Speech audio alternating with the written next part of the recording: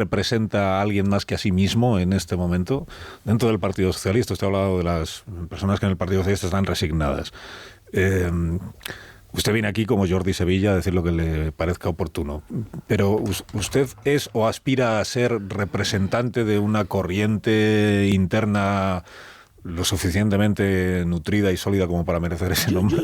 Yo no aspiro, ni he aspirado. Yo afortunadamente tengo ya una edad y una historia y un ego cubierto y una vida razonablemente satisfactoria, y trabajo y vivo bien y tengo nietas, pero me llama un poco la atención ese desacople, como he dicho antes, entre lo que son problemas muy importantes que tenemos en España. Posiblemente el mundo está atravesando uno de los momentos más críticos desde el final de la Segunda Guerra Mundial. En su discurso sobre el Estado de la Nación, la presidenta de la Comisión Europea, conservadora, decía explícitamente que nuestras democracias están siendo amenazadas desde dentro y desde fuera. Y frente a eso, ¿qué hacen los políticos? ¿O qué hacemos los ciudadanos? Y ahí es donde yo me incorporo. Yo no pretendo representar a nadie, sí que me doy cuenta que cuando hablo con mis compañeros, yo sigo militando en el PSOE y voy a seguir militando en el PSOE porque es mi partido. Noto, por una parte, que ha habido muchas bajas, mucho abandono.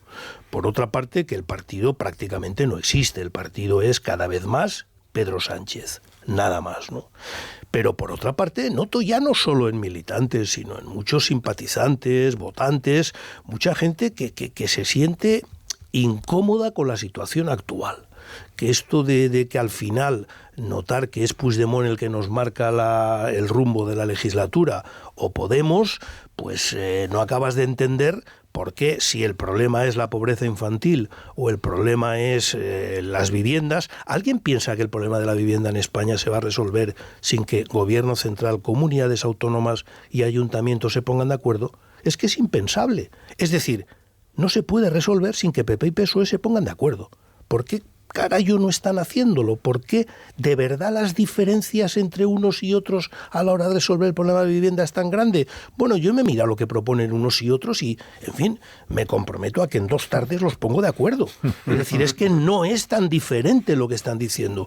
Y es obvio que el no resolver el problema de la vivienda está generando un malestar profundo en los jóvenes que está haciendo que miren como opción, en fin, cosas que yo pensaba que ya estaban en la historia, como ver a gente con el brazo en alto y gritando Heil Hitler, que en fin, ¿qué queréis que os diga? Si esa es la alternativa de esperanza que se ofrece para España, apañados estamos, ¿no? Y eso es un poco lo que me ha llevado a volver a elevar la voz.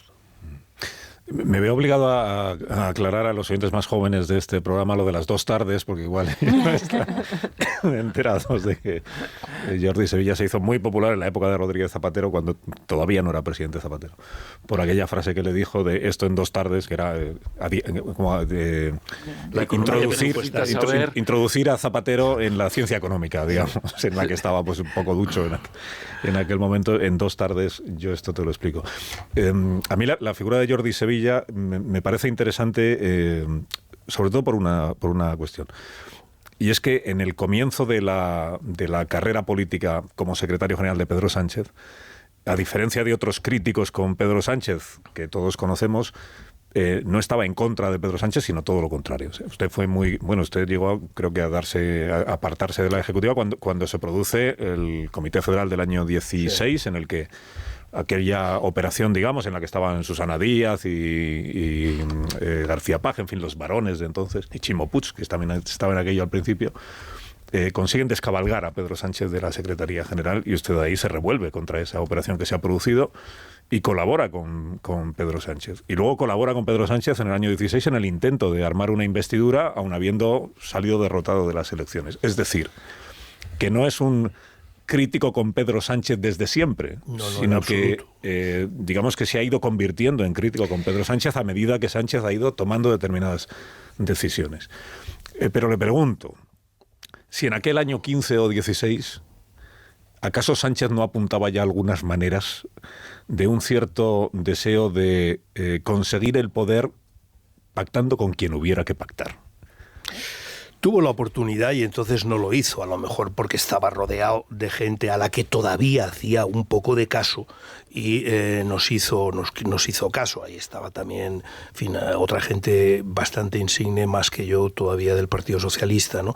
Yo a Pedro Sánchez le conozco desde el año 2000, estuvo trabajando cuando yo era secretario de Economía de la Ejecutiva, él era una de las personas que estaba en mi equipo, ¿no? Y cuando en el 15 me llama, por supuesto que dejo, por cierto, perdiendo mucho dinero, pero con la ilusión de poder ofrecer en un contexto en el que, recordemos, estábamos hablando de un PP Gürtel, es decir, un PP con una situación de corrupción muy, muy elevada y muy complicada, la posibilidad de una alternativa. Yo estuve durante todo el proceso de negociación del acuerdo de gobierno con Ciudadanos.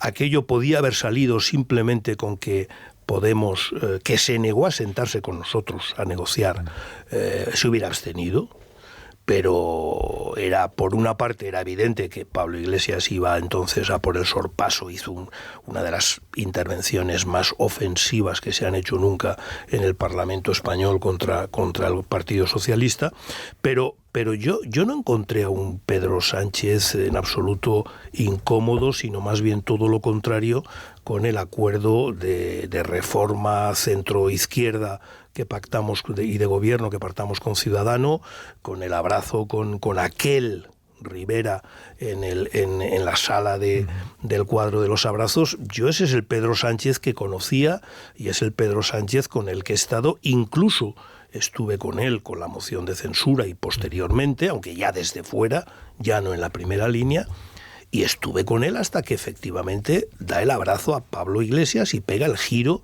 hacia el populismo. Es decir, a partir de ahí yo viví un proceso de podemización progresiva de Pedro Sánchez hacia afuera y de digamos, asentamiento de una estructura de partido en la que solo hay uno, y que es él, y se rodea de un club de fans, ¿no? Entonces aquello era tan contrario a todo lo que había representado mis casi 40 años de historia en el Partido Socialista y en la socialdemocracia española, y no solo mía, que fue cuando empecé a marcar distancias y empecé a pensar que, como decía aquella canción, no es esto, compañeros, no es esto.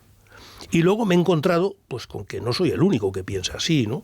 Y es posible que nos estemos reencontrando mucha gente que queremos recuperar la ilusión para el Partido Socialista, recuperar un Partido Socialista que sea útil para este país y un Partido Socialista que, como digo, intente atraer al Partido Popular mucho más que empujarlo hacia la extrema derecha, ¿no?